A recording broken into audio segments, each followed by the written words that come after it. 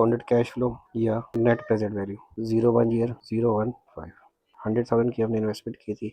हमने कहा 35,000 100,000 35,000 25,000 20,000 20 and 20,000 net हमें हुआ 20,000 का इनफ्लो। ये एक जनरल कॉन्सेप्ट है, इसमें डिस्काउंटेड का वर्ड यूज़ नहीं हो रहा।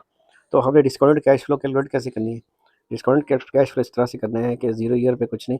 यहाँ के जो रिटर्न्स है ना, उसको हमने रेट के साथ, रेट ऑफ इन्वेस्टमेंट, ये कॉस्ट ऑफ कैपिटल, वो एग्जाम में गिवन होगा से 10% है,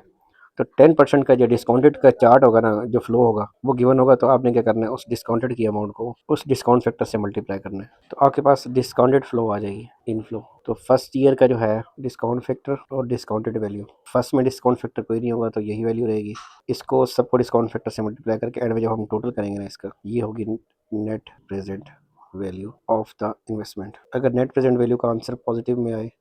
तो हमारे लिए फेवरेबल सिचुएशन होती है। मीन्स टू से कि हमें एंड में जो चीज़ बच रही है ना,